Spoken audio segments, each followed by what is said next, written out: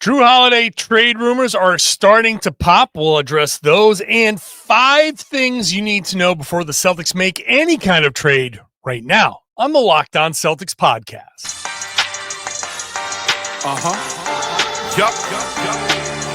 Beantown, be ever ready. It's the C's. Who else could it be? What they gon' say now? Screaming like JT Karalis. Recap the madness every game, every practice. Primetime Depp and D White on the sideline. Raining Jays, how it started, raising banners, how we finished. Locked On Celtics pod, home of the winners. Hey there, welcome back to the Locked On Celtics podcast, right here on the Locked On Podcast Network. It's your team every day. I got you covered every Monday through Friday. This podcast is free. It's available on every podcasting app. It's on YouTube. You can get into the comment section, share your thoughts with your fellow Celtics fans. With me, I'm John Karalis. I am a beat writer covering the Celtics for Boston Sports Journal. I've been doing some version of this job for about 20 years. I've also written a couple of books about the Celtics. So let me help you through this Celtics journey. I've spent a lot of time trying to figure out this collective bargaining agreement.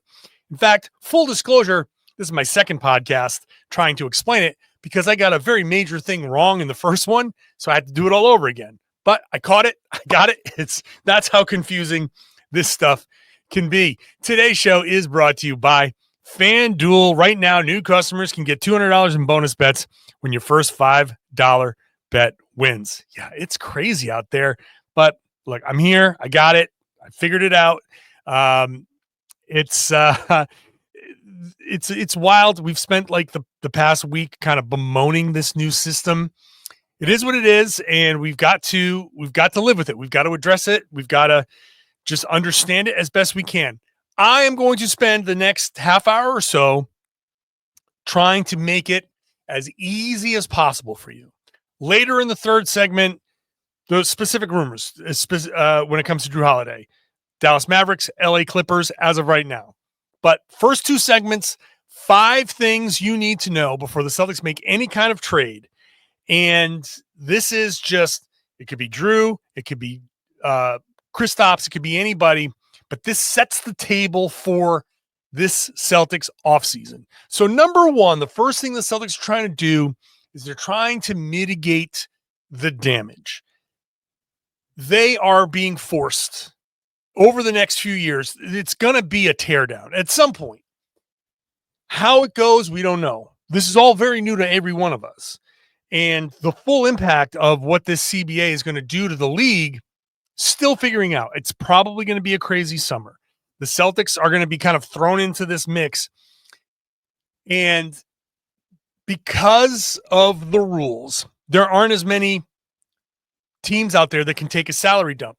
You remember when the Celtics had Kemba Walker and they just sent him to OKC. They sent a draft pick out, and that's, you can't do that as easily anymore. Brooklyn exists and they have the means to do it, but I don't know that this is going to be a path that Brooklyn wants to take.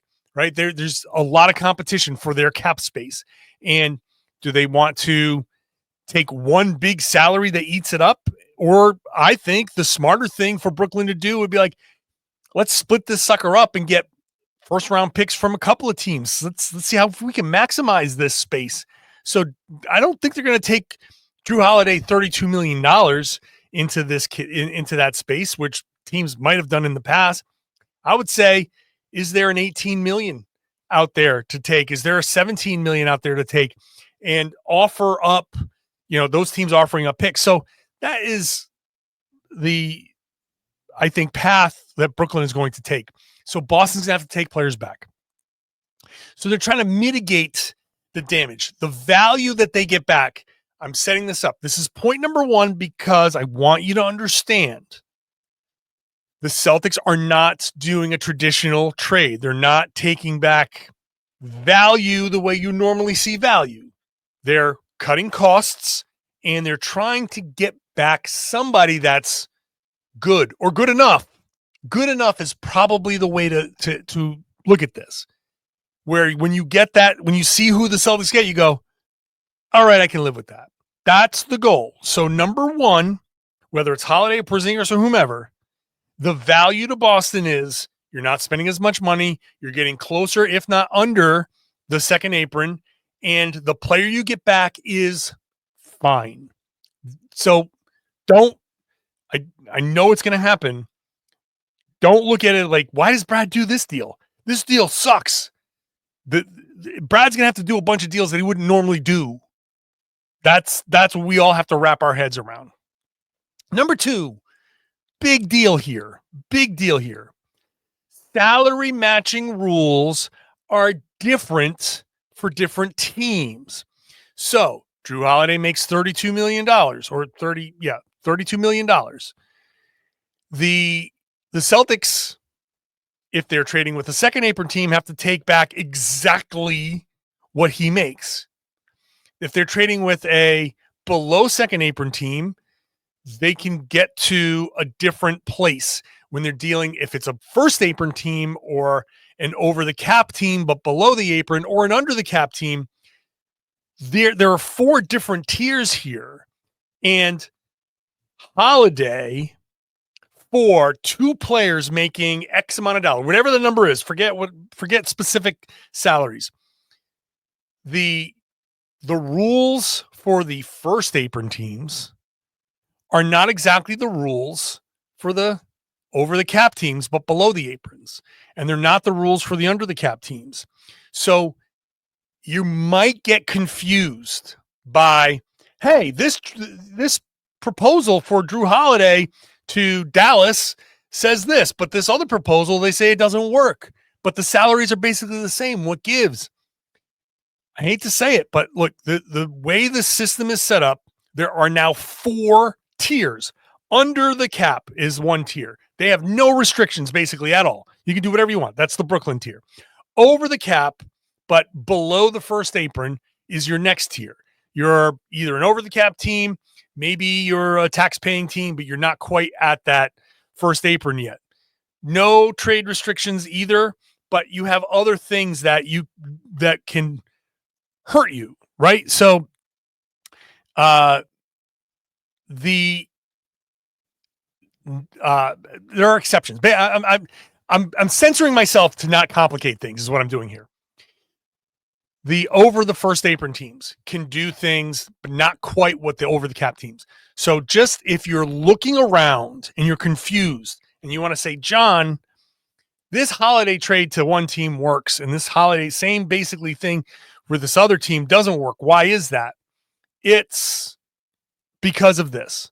Because the apron system is designed now to make the expensive teams like Boston and Cleveland and Phoenix, whenever it comes time to break things up, to really do the deals with the under the cap and the first 2 tiers of teams.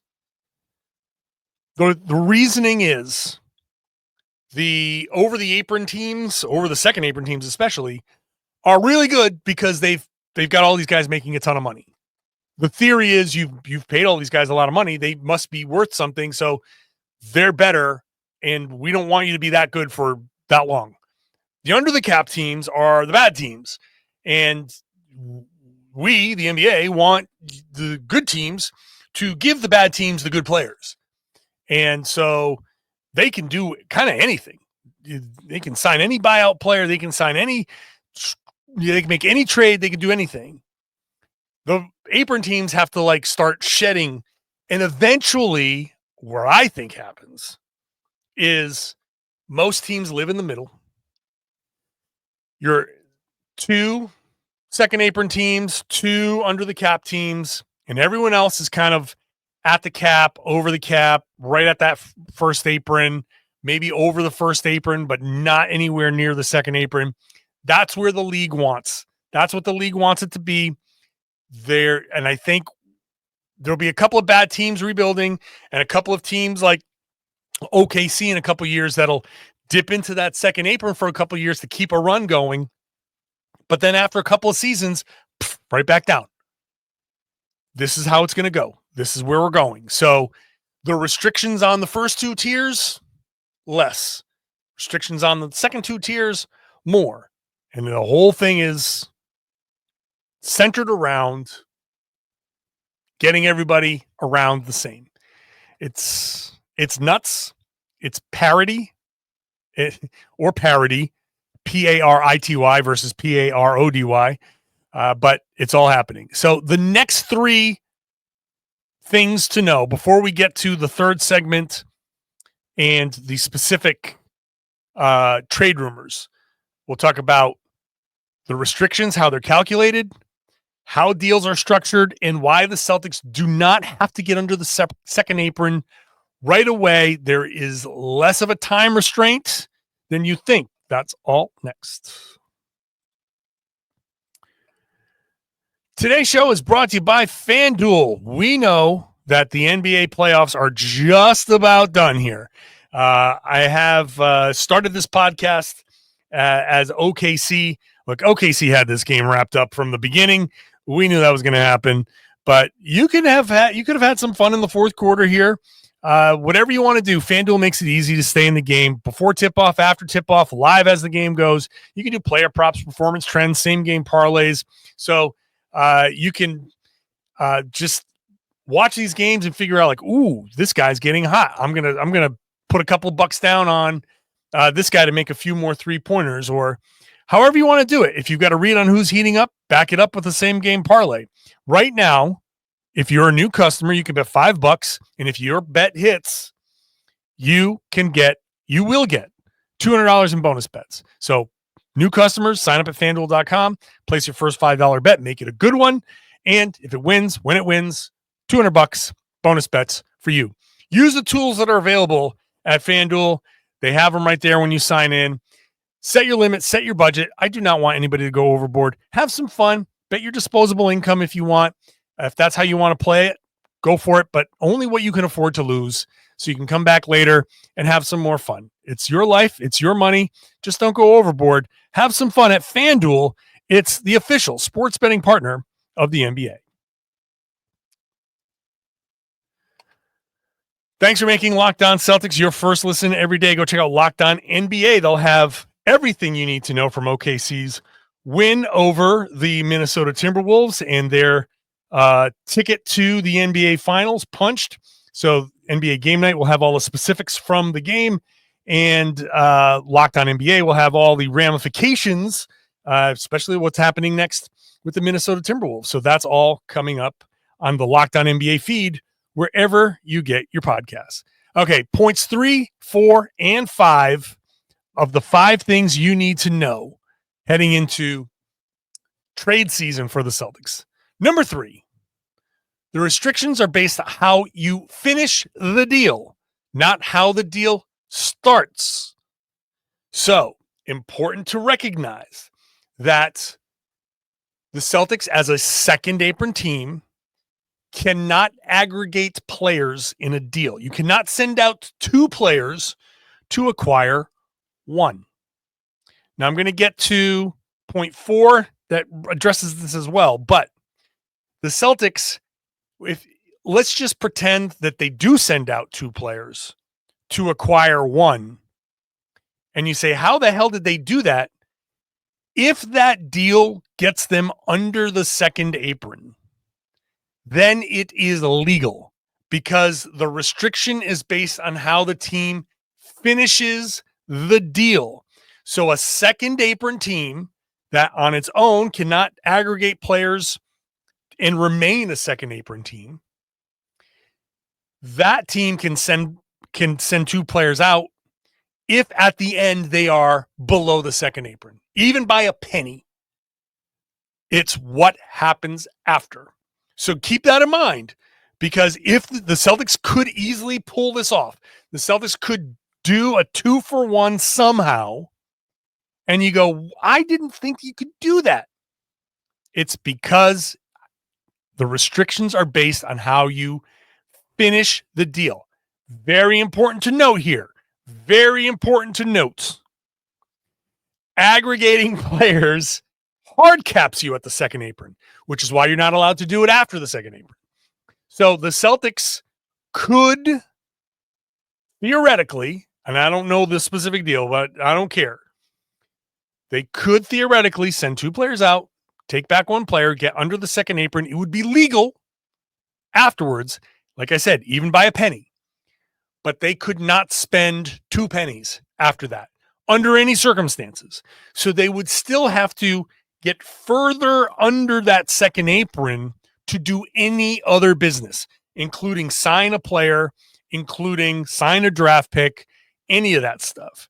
So if they aggregate a player, they can aggregate players and you can say, okay, they get under that second apron, but then they could be stuck. So there's more work to do. So just a thing to keep in mind. Whenever a team, and when we talk about these trade rumors, teams that are sending out multiple players are hard capped at that second apron, which again, this is what the league wants. They wanted to create a hard cap, and almost every trade has to have some level of aggregation, right? This is they couldn't get the players to agree to a hard cap. So this is their way of saying, all right, fine, we're just going to make a hard cap a different way. It's almost impossible to do 1-for-1 trades, right? You almost like most trades are 1 for 2, 2 for 1, 3 for 2, all that stuff because of the different salaries and all of that. Any team that aggregates players in a trade, hard capped, second apron, when you are hard capped, you cannot, under any circumstances, no matter who's hurt, no matter what, go over that. It happened to the Dallas Mavericks before. Keep that in mind. Okay. I know I'm throwing a lot at you, but we're getting there. Related, point number 4. The same trade can be structured differently by each team in order to make it legal. So there's also a scenario where the Celtics could send out 2 players for 1, but if the Celtics structure it as 2 separate trades, the other team can structure it as 1 trade. Doesn't matter. The Celtics have a maneuver that they just have to, their version of the trade has to be legal. This happens all the time in the NBA. It sounds weird. You think it sounds like insane, but when the Celtics make a trade with, I don't know, Utah Jazz, pick a team, I don't care. And they call up the league office and say, okay, here's a trade. Holiday for player X and player Y. And we're doing it this way. And the league says, okay, that is legal. Done. Okay, now Utah, what do you got? We're doing a trade with Boston. It's basically 2 separate trades, and it's doing this, this, and this. These players are going out. This player, okay, that is legal. It's not the same exact trade the way the Celtics structured it, but Utah's is legal. Boston's is legal. Trade is approved. Just a little nuance, just a little thing to throw out there. I'm not going to go any deeper into it. Teams can structure things differently. So just keep in mind little weird quirks where the Celtics, you're like, oh, wow, they aggregated players, looked like they aggregated players, but they didn't get under the second apron. How did they do that? Because the second player going out is, under Boston's terms, a separate trade, a second trade. So they can make 2 trades basically at the same time with the same team, but they're 2 trades for Boston. Even if the other team's like, yeah, this is 1 trade. The Celtics can make it different. So just keep that in mind. And then final point here, Celtics have all season to accomplish what they're going to accomplish financially. Celtics have no need to go into day 1 of the season under the second apron. They can go in over. They can do a deal where they stay over the second apron. Holiday goes out. They bring back a player, keeps them over the second apron, but they have a path out if they want it. And at the trade deadline, if things aren't looking great and they're like, well, Jayson isn't coming back the way we thought he was. He's not going to really make it back this season feasibly. There's no reason for us to be over the second apron. So that's where Sam Hauser gets traded for nothing and goes into a mid-level exception or something, or whatever move needs to be made to get you under the second apron. At that point, you can pull the trigger. So you don't have to do it right away. The Celtics can make a move, get close, know that we've got this other move here. If we want it, we can do it, and we'll get under the second apron if we need to. All it's going to be is under the second apron by the last day of the season. Okay? Last day of the regular season. So if on the morning of game 82, the Celtics end up waiving somebody to get just under the second apron, they can do that. And it's fine. They are now no longer a second apron team for that season, and that counts. So keep it in mind. Look, the Celtics can play it. When we had Keith Smith on, it was clearly the Celtics can remain a second apron team this year. They just have to go 3 years in a row without being a second apron team. Puts a little bit more pressure on the future, but they can play this little waiting game. So yes, pain is coming for Boston. Yes, things are going to change. It is possible that they don't change as drastically as we thought this summer, and they go in and things happen at the trade deadline. It's also possible that it's the most radical summer in Celtics history and everything is like, oh my God. But there are two, what the Celtics can do is vast. There's more at their disposal than maybe we understood fully at the beginning. So those are the 5 things you need to know heading into whatever trade Boston makes. Let's get into specific trade rumors. Jrue Holiday, Dallas, the Clippers. Talk about that next.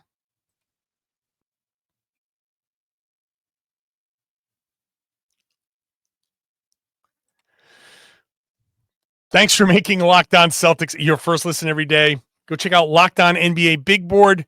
Rafael Barlow, our draft expert, has you covered with everything draft that you need to know. Everything that you like. He is so good at covering the draft and prospects and all of that. So go check it out. Locked On NBA Big Board. You will not regret that if you're looking to get into the draft. All right, couple of trade rumors that are out there. I just kind of want to address some of these things specifically. There are Mark Stein reported on the Mavs looking for it was couched a feasible, is exploring whether there's a feasible trade for Jrue Holiday. And then our good friend Brian B-Rob is reporting on Mass Live that the Clippers are among the teams. The Clippers are expected to make an inquiry when it comes to Jrue Holiday. So the Dallas, I think, is in a tougher spot. I don't put as much stock. I don't want to say that way necessarily. I don't think it's as easy for Dallas because they are up against the first apron. They are less than $1 million as currently constituted, less than $1 million from the first apron. They have room to maneuver, but the first apron next year is at $196 million. The second apron is at $208 million. So a $12 million difference between those two. Remember, aggregating salaries hard caps you at that second apron. So there is wiggle room, but the Mavs are basically $13 million from hard cap, and they faced some hard cap hell last year. I don't know that they're really going to be keen on getting back to the hard cap hell and having a worst case scenario. You have Kyrie Irving coming back off of a ACL tear. Anthony Davis is a risk to get hurt at any time. And then you're adding potentially Jrue Holiday, who has been, I don't want to, he's been durable, but also he's aging and, you run the risk. You just run the risk of running him too hard and running into problems.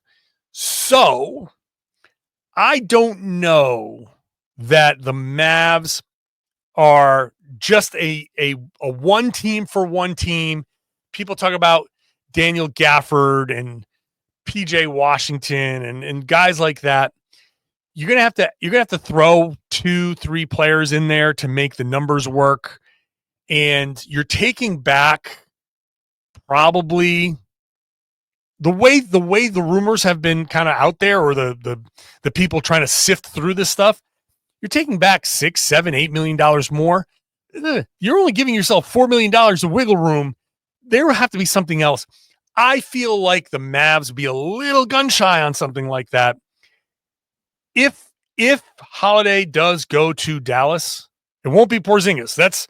I've been making this the Jrue Holiday trade primer show. It could be Porzingis, but it sure as hell won't be Porzingis to Dallas. We know that. So if it's Holiday to Dallas in this scenario, it's going to be more complicated. I'm not saying it's impossible. I'm not even saying it's unlikely. I'm just looking at the structures of these deals, how they could pull it off. The Celtics could get some wing depth. The Celtics could, maybe you get two players and it's a little bit of big depth, a little bit of wing depth, and you're saving a little bit of money, and you have to make a subsequent trade to, I think it would make it so Boston had to make two trades after that to get to the second apron, below the second apron. But Dallas, I think you would have to include a third or fourth team to really make it so Dallas could, like I said before, structure the deal in a way where there's one trade here, one trade there. We're not really aggregating. We're structuring it in a way where it's a bunch of little trades, and those are, we're creating a traded player exception, like all of that stuff. The minutia of how they structure their trade, you're going to have to get other teams involved, and that just makes things more complicated. On that note, I think the 3-4 team deals are going to be a lot more common moving forward, but very complicated. That brings me to the Clippers, which I think is more feasible because the Clippers are at this point $23 million from the first apron and $35 million from the second apron. They can make a trade and have wiggle room. A trade for Jrue Holiday by the Clippers doesn't handcuff them the same way a trade with Dallas handcuffs the Mavs. So I can see a much more doable trade centered around Bogdanović, who I like. I think, again, going back to the beginning, minimizing the damage. Bogdanović, sure, I can live with that. He's got a team option after next season, which the Celtics could decline. He's making $16 million next year. And then the Celtics would decline the team option $16 million the year after that. So there could be a scenario where Celtics trade Holiday. They bring back Bogdanović in this deal. A third team could get involved, or whatever second player the Celtics bring in gets rerouted.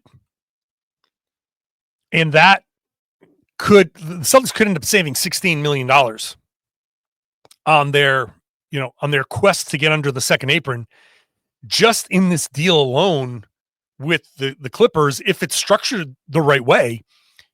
If they end up with just Bogdanović and they turn around and they send whoever that second player is into somebody's exception somewhere, which is very easy to do, $16 million, you're only $4 million away from that second apron. That could satisfy the situation that I said before, where the Celtics go into the season over the second apron, but with a plan in place, where if Bogdanović is the guy you get, and injury history, not great, but he replaces Sam Hauser. Hauser is replaceable by Baylor Shireman. There's some kind of duplication there. The Celtics could just say, hey, look, Sam Hauser into somebody's exception at some point after December 15th, when the restrictions are lifted around the league. That's our path out. and you can start exploring that trade. Bogdanović serves as a shooter. Shireman fills in, and if Bogdanović goes down, Shireman, you just say, "Hey, buddy, you got to step up," and then you go from there. That's a way forward, and that gives you some wiggle room. Like, you save $16 million, you trade Hauser.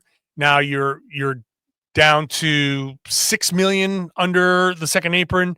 Now you can, like, that would factor in maybe an Al Horford contract, maybe a Luke Cornett contract.